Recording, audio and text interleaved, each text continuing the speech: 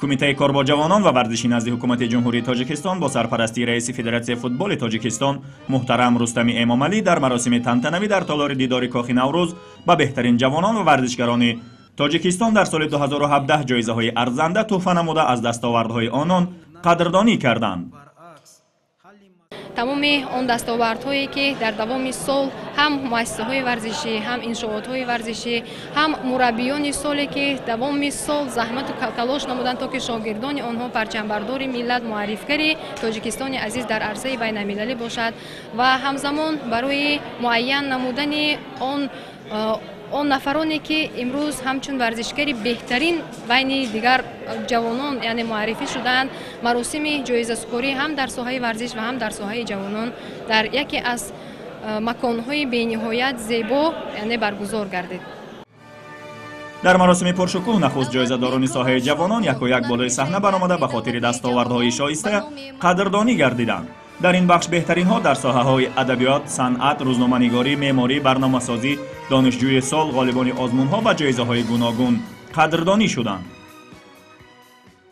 مینت‌داری خود را سراول به پیشوای معظم و محبوب ملت سربلند تاجیک می‌رسانم که نسبت ما نسل آینده‌ساز ملت توجه نهایت زیاد ظاهر نموده و سیاست دولتی جوان را یکی از ساحه‌های افضلیت‌نود در جامعه تاجیکستان شماریدند و ما نسل آینده‌ساز ملت پیشوای معظم خود را باور می‌کنیم که نسل‌های نهایت صاحب تخصص شده در رشد منبعی تاجیکستان عزیز تا جان در بدن داریم کوشش خود را می‌نماییم.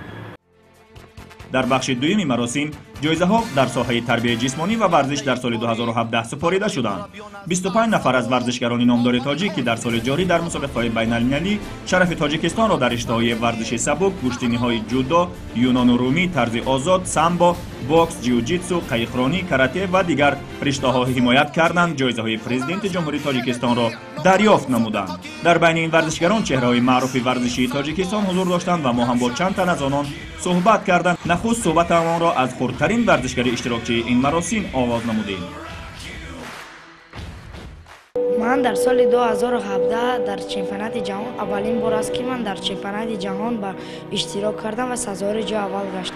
من به نورسان میگویم که او کوشش کنم به همه چیزها، به همه چمپیونات های جهان، به آسیا و بیرون از کشور جا گرفتن میتوانم.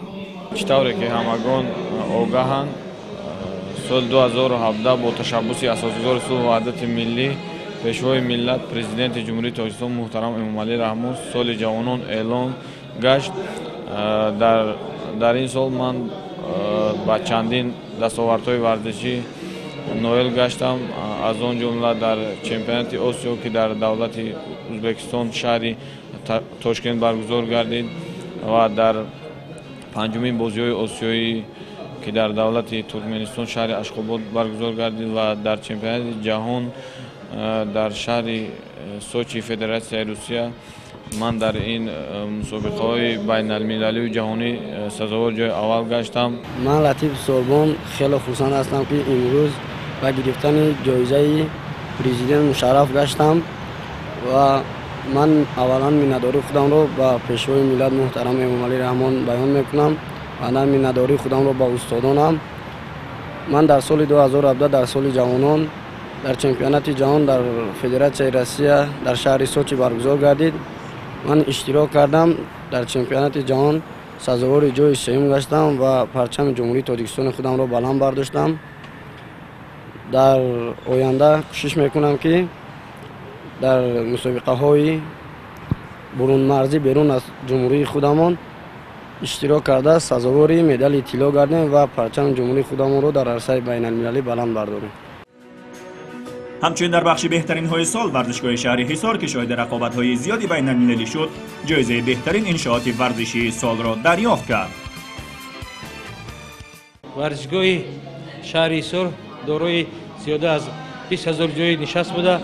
با دستگیری سال 2015 با دستگیری اساسگزار صلح و وحدت ملی پیشوای ملت پرزیدنت جمهوری تاجیکستان محترم امامعلی رحمان با مناسبت 3000 سالگی شهر استانی حصار ساخته به استفاده داده شد و باعث افتخار است که امروز در امروزه چاره‌بینی که گویم که همین خدمت ورزشگران امروز جشن گرفته شده ایستاده است و ورزشگاه شهریسور یکی از ورزشگاه‌های بهترین سال دانسته شد. سال جاری مکان مسابقه زیادی بین المللی فوتبال در سطح‌های گوناگون تاجیکستان انتخاب کرده شد و این به سبب نبود، زیرا فعالیت فدراسیون فوتبال تاجیکستان در عرصه بین المللی اعتراف شده است و در این مراسم هم جایزه فدراسیون ملی ورزشی سال را سزاوار گردید. می‌خواستم میناداری خود را بیان کنم با کمیته جوانان و کار با ورزش که امروز ما فدراسیون فوتبال تاجیکستان صاحب جایزه گشتیم و این نتیجه کاری سال 2017 که پرثمر بود، با برار بود. فکر میکنم که با برارترین بود در تاریخ فوتبال تاجیک، چون که سه دسته منتخب رو خط گرفتن با چمپیونات آسیا، یعنی دسته زیر 16 سال 19 سال و فوتزال، و دسته منتخب نیز امکانیت‌های زیاد دارد. ما یک بازی دیگر داریم و امید داریم که دسته منتخب هم رو خط میگیرد. همه همین نتیجه امروز قید شدن و قدردانی شدن و این یک امکان میدهد که ما امروز یک خرسند هستیم. همچنین در این مراسم بهروز خواجه‌زاده بهترین ورزشکار سال، عابدالله صدرالدین مربی سال، مکتب جمهوری مهارت عالی ورزشی عاید به نمودهای گوشتین، مکتب ورزشی سال، شهر دوشنبه بهترین شهر و ناحیه ورزشی سال 2017 و مؤسسه دولتی تلویزیونی ورزش بهترین وسایط اخبار عامه و منبر برای ترغیب تربیت جسمانی و ورزش دانسته شده جایزه‌های بهترین های سال را دریافت کردند. واقعا هم سال 2017 که از سوی پیشوای ملت سال جوانان اعلام شده بود، صحیفه پررنگ را در تاریخ نوین تاجیکستان صاحب استقلال رقم زد و زمینه را برای دستاوردها و پیشرفت‌های بیشتر فراهم نمود.